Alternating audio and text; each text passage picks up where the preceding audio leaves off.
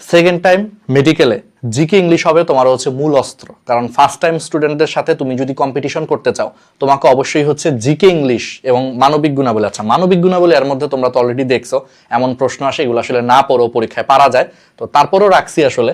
তো যাই হোক, মূলত জিকে ইংলিশ পার্টটা আর কি, বা সাথে মানবিক গুণাবলী সহ যদি বলি, এই 30 নম্বরটাই হবে তোমার জন্য ট্রাম্প কার্ড। কেন?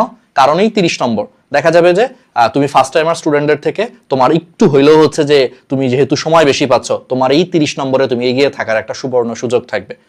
বুঝতে পারতেছো? তো এই জিনিসটা তোমার জন্য একটা সুবর্ণ সুযোগ। তো এই জিনিসটা তোমাকে কিভাবে কাজে লাগাবা সেকেন্ড টাইম জার্নিতে, চলো একটু দেখাই। প্রথম জিনিসটা হচ্ছে এই যে 30-এ 30 পাওয়ার জন্য যে রোড ম্যাপ, সেই রোড ম্যাপে আগে তোমাকে আমি সাজেশন দিই। সাজেশন বলতে এটা আসলে বিস্তারিত সাজেশন, ঠিক আছে? বিস্তারিত সাজেশন যে কোন কোন টপিক থেকে আসলে মেডিকেলে প্রশ্ন আসে। তো মেডিকেলে প্রথমেই প্রশ্ন আসে, দেখো এটা অলরেডি হচ্ছে আমাদের অফলাইনের জন্য আমরা দিয়েছিলাম, ডিএমসি স্টেশন অফলাইনের জন্য। তো দেখো সুন্দর করে লিখে রাখছি এই পিডিএফটা। দেখো প্রথমেই হচ্ছে পার্টস অফ স্পিচ, ঠিক আছে? তারপরে হচ্ছে টেন্স, তারপরে হচ্ছে right form of verb, subject verb agreement, synonym antonym, vocabulary, appropriate preposition, translation, proverb, idioms, phrase and clause. এটার মূলত আইডেন্টিফিকেশনটা লাগবে যে নিচের কোনটা কোন ধরনের ফ্রেজ বা কোন ধরনের ক্লজ, ট্রান্সফরমেশন অফ সেন্টেন্স, সেন্টেন্সের পরিবর্তনটা, ঠিক আছে? তোমার simple to compound, compound to complex, অথবা হচ্ছে অ্যাফার্মেটিভ টু নেগেটিভ, এরকম ট্রান্সফরমেশনগুলো হচ্ছে আসবে। তারপরে হচ্ছে তোমার তারপরে আরো একটু আসতে পারে হলো তোমার যে সুপারলেটিভ ডিগ্রিকে হচ্ছে কম্পারেটিভ ডিগ্রি, বা পজিটিভ ডিগ্রিকে হচ্ছে কম্পারেটিভ ডিগ্রিতে কনভার্সন, এগুলো আসবে।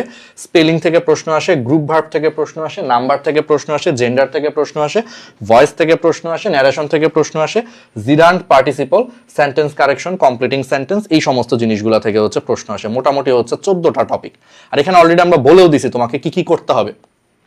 এই 14টা টপিকের তুমি মূলত কি করবা, এই 14টা টপিকের হচ্ছে তুমি মেডিকেলের প্রশ্ন, ডেন্টালের প্রশ্ন, বিসিএস এর প্রশ্ন, বিভিন্ন ভার্সিটিতে আসা প্রশ্ন, মানে এই টপিকগুলোর উপরে, প্লাস বিভিন্ন সরকারি চাকরি পরীক্ষায় জবে আসা প্রশ্নগুলা তুমি ভালো মতো হচ্ছে সলভ করবা। তাহলে এই 14টা টপিক, তাহলে পার্টস অফ স্পিচ, টেন্স, মানে এটা মোটামুটি আমি তোমাদেরকে একটা পিডিএফ দিয়ে দিব। এই 14টা টপিক ইংলিশের জন্য তুমি যদি ভালো মতো হচ্ছে একদম থরলি প্র্যাকটিস করো, ইংলিশ ইনশাল্লাহ হচ্ছে 15তে তুমি 15টাই কমন পাবা।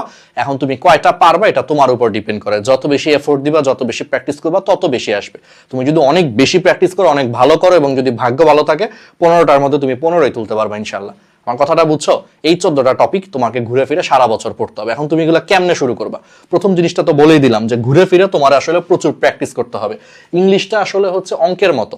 অ্যাডমিশনের ইংলিশ পুরোপুরি আমি বলবো যে অঙ্কের মতোই। অঙ্ক কি তুমি কখনো মুখস্থ করো নাকি বরং অঙ্ক তুমি প্র্যাকটিস করে করে হচ্ছে মনে রাখো যে আচ্ছা এই ম্যাথটা দিলে এই লাইনের পরে এই লাইনটা করে দেন মিলায় ফেলতে হয়? হ্যাঁ, তুমি বলতে পারো যে ভাই কাইন্ড অফ তো মুখস্থই, আসলে প্র্যাকটিস করতে করতে মুখস্থ হয়ে গেছে। হ্যাঁ, তুমি অঙ্কটা ঠিক যেরকম করে আসলে প্রিপারেশন নাও সারা বছর, ইংলিশটা তোমাকে ঠিক সেভাবেই প্রিপারেশন নিতে হবে। দ্যাট মিনস প্রচুর প্র্যাকটিস করতে হবে। গ্রামারের রুলসগুলা থেকে যে প্রশ্নগুলো আসে, সেই প্রশ্নগুলো বারবার প্র্যাকটিস করলে অটোমেটিক দেখবা তোমার মাথায় গ্রামারের রুলটা সেট হয়ে যাবে। কেউ যদি বোকার মতো এখানে উল্টা কাজ করো, যে আগে আমি 50টা গ্রামারের রুল পড়বো দেন প্র্যাকটিস করবো, এটা তোমার উল্টা দেখবা যে 50টা রুলই তুমি পড়তে পারবা না। দেখা যাবে এই 50টা রুলস পড়ার আগেই তোমার ধৈর্য শেষ হয়ে যাবে, আর ভালো লাগতেছে না পড়তে। সেই জায়গায় তুমি কি করো, ওই টপিকের সমস্ত প্রশ্ন সলভ করো। প্রশ্ন সলভ করতে যে কিছু তো পারবা, 2-4-5টা রুলস তো তুমি পারবা। দেখবা যে কিছু প্রশ্ন তুমি পারতেছো না, যেই জায়গাগুলোতে তুমি আটকে যাচ্ছ, যেই প্রশ্নগুলো তুমি পারতেছো না, সেই প্রশ্নগুলোই তুমি বিস্তারিত রুলস সহ তুমি আবার প্র্যাকটিস করো। That's it. তাহলে কি আমি বুঝাইতে পারছি কেমনে করবা?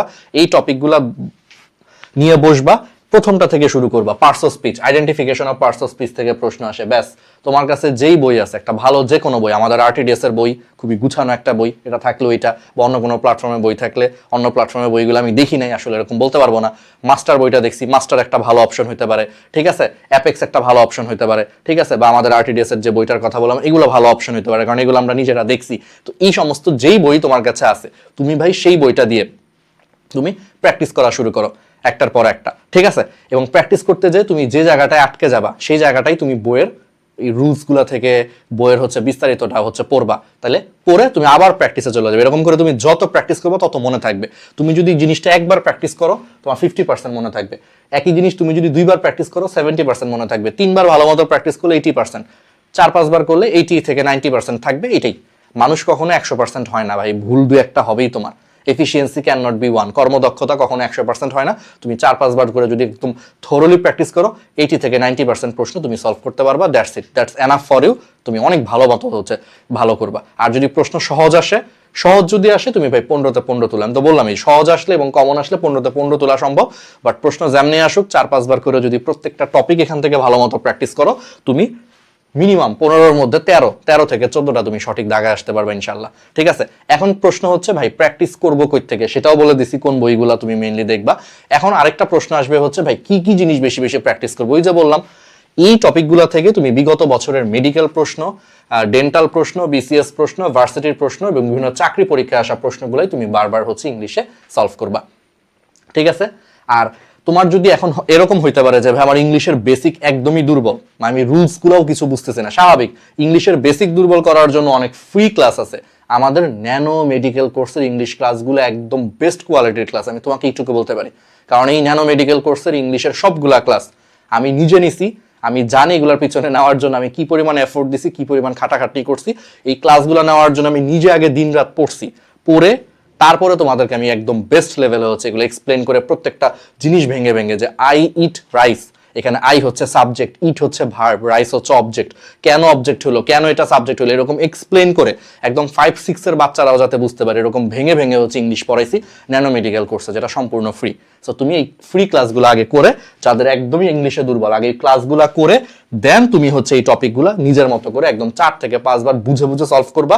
যেখানে আটকে যাবা আবার আমাদের ক্লাসের হেল্প নিবা, অথবা হচ্ছে বই থেকে হচ্ছে পড়বা, দেন আবার প্র্যাকটিস করবে। এরকম করে যদি তুমি কষ্ট করে 1টা মাস বা 2টা মাস যদি তুমি খুব ভালো মতো সময় দিয়ে যদি 14টা টপিক পড়তে পারো, ইনশাআল্লাহ এর বাইরে থেকে আসবে না, এই 14টা টপিক থেকেই ঘুরে ফিরে হচ্ছে প্রশ্ন আসবে। ঠিক আছে, তো ন্যানো মেডিকেল কোর্সের জিনিসগুলো কই পাবা তোমাকে আমি একটু যদি দেখাই, আচ্ছা একটু যদি দেখাই, এই যে ইউটিউবে যাবা, ইউটিউবে যে হচ্ছে ন্যানো মেডিকেল কোর্স লিখে সার্চ দিবা, বানান ভুল করো না, দেন ন্যানো মেডিকেল কোর্সের হচ্ছে প্লেলিস্ট আছে, এই 194টা ক্লাস আছে, সেখানেও যেতে পারো, বা আলাদা করে আমরা জিকে ইংলিশের একটা প্লেলিস্ট বানায় রাখছি। এই যে দেখো, এই যে ন্যানো মেডিকেল ইংলিশ 18টা ক্লাস, এখানে এই 18টা ক্লাসের হচ্ছে এইটা করলেই হবে।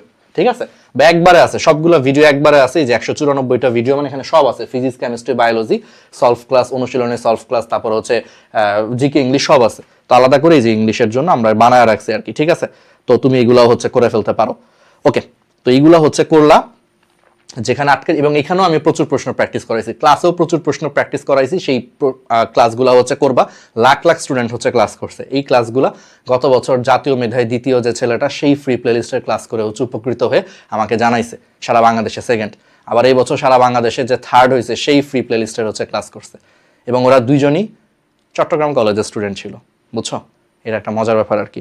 যাই হোক, তো এই জিনিসগুলা তোমাদেরকে আমি সবসময় হচ্ছে বলবো যে একদম নিজের সেরাটা দিয়ে একদম বেস্ট একটা প্রিপারেশন নিয়ে তুমি হচ্ছে যে আসো, দেখবা একটা খুবই দুর্দান্ত হচ্ছে একটা প্রস্তুতি হবে, খুব ভালো জিনিস হবে, এবং এইভাবে করলে ইনশাল্লাহ হচ্ছে ইংলিশটা অনেক ভালো করবে। এখন আসো হচ্ছে ভাই জিকেটা কই থেকে পড়বো, জিকেটার জন্য দেখো আমি তোমাকে এই পিডিএফটাই হচ্ছে সাজেশন দিয়ে রাখছি, এটা তোমাদের জাদিদ ভাইয়া হচ্ছে হেল্প করছে বানাইতে।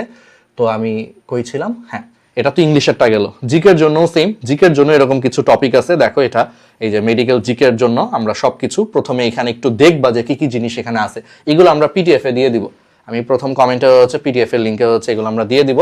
তো প্রথম জিনিসটা হচ্ছে বাংলাদেশ অংশের সাম্প্রতিক ঘটনাবলী হচ্ছে বেশি গুরুত্ব দিবা, আন্তর্জাতিক অংশ থেকেও সাম্প্রতিক জিনিসগুলো পড়বা, আন্তর্জাতিক থেকে নর্মালি কম কম আসে। দেখো এই যে আমরা কিন্তু এটা কিন্তু এই বছরের পরীক্ষার আগে সাজেশন দিছিলাম, দেখো তাই কিন্তু হয়েছে, আন্তর্জাতিক থেকে কম আসছে না, আমরা কিন্তু বলছিলাম যে আন্তর্জাতিক থেকে কম্পারেটিভলি হচ্ছে তোমার কম আসবে, দেখছো এটাই কিন্তু হয়েছে আল্লাহর রহমতে।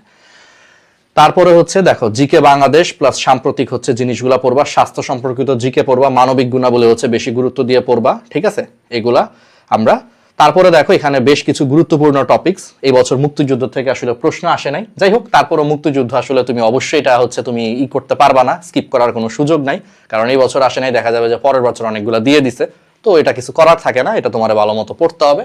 তো তারপরে হচ্ছে প্রাচীন বাংলার ইতিহাস, পাকিস্তান শাসন আমল, তারপরে বাংলাদেশের ভৌগোলিক অবস্থান, ভূপ্রকৃতি, সীমারেখা, ক্ষুদ্র নৃগোষ্ঠী, মানে সোজা কথা তোমাকে কোনো চান্স নেওয়া যাবে না। এখন অনেকে বলবো, অনেক পণ্ডিত আছে কমেন্ট করবে যে ভাই আপনি অনেক বেশি বুঝেন, অনেক বেশি পড়াশোনা দিচ্ছেন, এত পড়া লাগে না ভাই, অল্প 5টা টপিক পড়লেই হয়। আমি আবারও তোমাকে মনে করায় দিই, তুমি সেকেন্ড টাইম দিচ্ছ মানে ভাই এটা তোমার লাস্ট টাইম, তুমি লাস্ট টাইমে যদি বৈশা বৈশা সব না পড়ে তুমি যদি লাস্ট টাইমে শর্টকাট দিয়ে পার হওয়ার চিন্তা করো, তাহলে ফার্স্ট টাইমে তুমি তো শর্টকাট দিয়ে মানে পরীক্ষা তো দিলাই, রেজাল্টটা কি আসছে? আমার কথাটা কি বুঝছো? আমি কিন্তু তোমার শত্রু না, আমি আবারও বলতেছি। যারা এখানে নেগেটিভ উল্টাপাল্টা অনেকে কমেন্ট করে, অনেক পণ্ডিত আসবে, এত পড়া লাগবে না, সে অনেক বেশি পড়তে বলে, এত কিছু লাগবে না, ভাই বাস্তবতা বুঝো, পড়েই তোমাকে চান্স পাইতে হবে। ঠিক আছে, তুমি যদি না পড়ো, সহজ প্রশ্নে তোমার কাটমার্ক হয়ে যায় হচ্ছে 73-74। তো 73-74 যখন কাটমার্ক হয়, তোমার মিনিমাম 85টার মতো প্রশ্ন তোমাকে সঠিক দাগায় না আসতে বলে, তো তুমি চান্স পাবা না। তুমি যদি 80টা প্রশ্ন সঠিকভাবে দাগাও, আর যদি 20টা প্রশ্ন তুমি যদি ভুল দাগাও, তাইলেই তো তোমার হচ্ছে 80 থেকে হচ্ছে তোমার কত 5 মাইনাস হয়ে 75 থাকে। আবার তুমি সেকেন্ড টাইমের হিসেবে তোমার আরো 3 কাটা যাবে। 72 হলে তুমি ডেঞ্জার জোনে আসো না? 72 হলে কি চান্স হবে? তুমি ডেঞ্জার জোনে আসো না সহজ প্রশ্ন যদি করে। এই জন্য রিস্ক নেওয়া যাবে না, এটা তোমার লাস্ট টাইম ভাই, সব পড়তে হবে। তুমি 7-8 মাস সময় পায় যদি সব না পড়ো, এবং তারপরে যদি আশা করো তুমি একদম বেস্ট লেভেলের একটা মেডিকেল পেয়ে যাবে, এত আরামে হইলে তো হবে না, তোমাকে বাস্তবতা বুঝতে হবে। ঠিক আছে, আর আমি তোমাদের কিন্তু শত্রু না, তোমাদের একদম কাছের বড় ভাই। তোমাদের জন্য যা যা দরকার সবকিছু নিঃস্বার্থভাবে হচ্ছে আমি তোমাদের জন্য করতেছি, পরিশ্রম করতেছি। ঠিক আছে, এবং এই লাইনে আমি অলরেডি 10 বছর ধরে পড়াচ্ছি। সো যা যা বলবো শুনবা, বুঝছো? কোনো করা যাবে না ভাই এত পড়তে বলছে, বিশ্বাস করো তোমার এটা লাস্ট সুযোগ ভাই। লাস্ট সুযোগে তুমি যদি সব না পড়ে যদি রিস্ক নাও, একটু এদিক সেদিক হলেই তুমি আবার চান্স মিস করবা, তখন কি লাভ হলো তাহলে সেকেন্ড টাইম দিয়ে? বুঝছো? এই জন্য পরিশ্রম করতে হবে। ভূপ্রকৃতি, সীমারেখা, যা যা এখানে আছে মোটামুটি সবকিছুই তুমি বিস্তারিত আসলে পড়তে হবে। স্বাস্থ্য, চিকিৎসা ব্যবস্থা, সম্পদ, স্বাস্থ্য বিষয়ক জিকে, অর্থাৎ সোজা কথায় পিডিএফটা ভালো মতো দেখবা, কি কি পড়তে হবে, কি কি করতে হবে, সবকিছু সুন্দর করে হচ্ছে বলা আছে। আর এর পাশাপাশি প্রশ্ন প্র্যাকটিস করার চেষ্টা করবা। জিকে কাইন্ড অফ একটু মুখস্থ জিনিস বেশি, এটা আমি মানি, কিন্তু এর পাশাপাশি তোমাকে হচ্ছে একটু প্রশ্ন প্র্যাকটিস করবা। সম্ভব হলো হচ্ছে জিকে ইংলিশের উপরে পরীক্ষা দিবা ডেইলি মনে করে 1 ঘন্টা জিকে ইংলিশের উপর একটা পরীক্ষার ব্যবস্থা রাখবা, কারণ এই 30 মার্ক তোমার জন্য একটা বড় সুযোগ। কারণ ফার্স্ট টাইমার স্টুডেন্টরা চাইলো, যেহেতু ওদের এইচএসসি দেওয়া লাগবে, ওরা চাইলেও কিন্তু এই 30 নম্বরের উপর অ্যাডমিশনের আগে হচ্ছে প্রিপারেশন নেওয়ার সুযোগ নেই। ওরা এইচএসসির পরে দেখবা যে 30 নম্বরের উপর প্রিপারেশন নেওয়া শুরু করছে। আর তুমি যদি আগে থেকে গুছায় ফেলতে পারো, তুমি ওদের থেকে আগায়া থাকলা, কিছু করার নাই। তোমার এই সুযোগটা, অ্যাডভান্টেজটা নিতে হবে, যেহেতু তুমি সেকেন্ড টাইমার হিসেবে একটা অ্যাডভান্টেজ তোমার আছে ওদের উপর। ঠিক আছে, তুমি সময় পাচ্ছ ওদের থেকে বেশি, এটা তোমার কাজে লাগাইতে হবে। বিশেষ করে জিকে ইংলিশের ক্ষেত্রে 30 মার্ক অবহেলা করার কোনো সুযোগ নাই। আর মানবিক গুণাবলীর জন্য, এটার জন্য ভাই আমাদের আরটিডিএস হচ্ছে ওয়েবসাইটও প্রচুর ফ্রি এক্সাম দেওয়া আছে। ঠিক আছে, এটার জন্য তুমি হচ্ছে rtdslive.com এই ওয়েবসাইটে চলে যাবা। এই ওয়েবসাইটে চলে যেয়ে দেখো এখানে, ঠিক আছে, এই যে কুইজ ভল্ট ফ্রি মানবিক গুণাবলীর হচ্ছে তোমার ফ্রি এক্সাম দেওয়া আছে। এই পরীক্ষাটা দিলে তুমি আইডিয়া করতে পারবা কোন ধরনের প্রশ্ন আসে। মানবিক গুণাবলী পড়ার কিছু নাই, তুমি অপশন পড়ে উত্তর দিবা। যেমন এরকম লেখা থাকবে যে তোমার একজন রোগী খুব অসুস্থ, তাকে তুমি এখন কি করবা?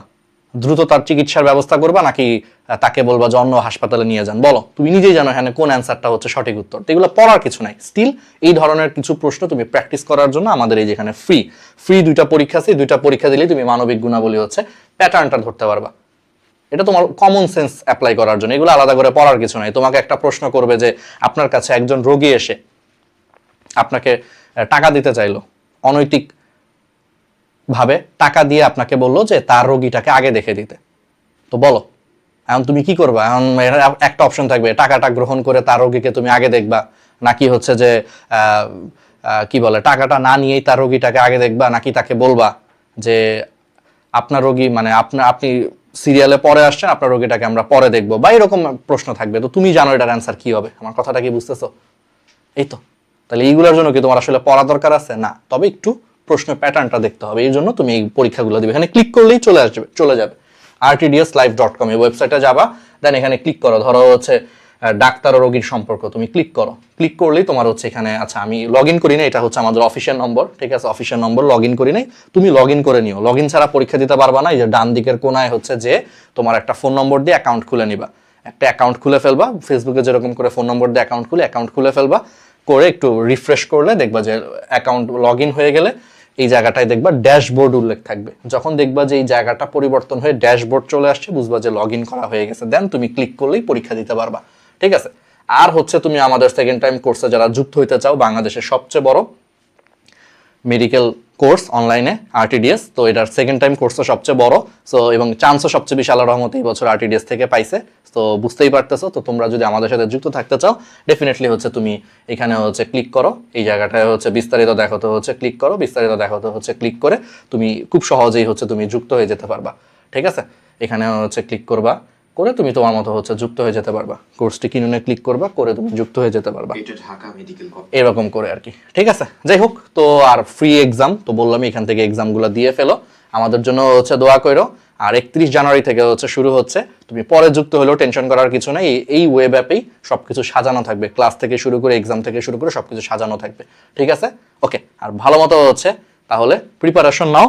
আর অলওয়েজ মাথায় রাখো, আমি অলওয়েজ বলতেছি, প্লিজ নিজের ব্যাপারে বেশি মানে কমফোর্টেবল হয়ে যাও না, যেহেতু তোমার এটা সেকেন্ড টাইম, মানে সেকেন্ড টাইম না, এটা তুমি চিন্তা করবা this is my last time. তুমি সেকেন্ড টাইমার না, তুমি একজন লাস্ট টাইমার, এইভাবে মনে করে তুমি নিজের সেরাটা দাও, দেখবা তোমার এফোর্টটা ওই লেভেলে আসবে, তুমি চান্স হয়ে যাবে।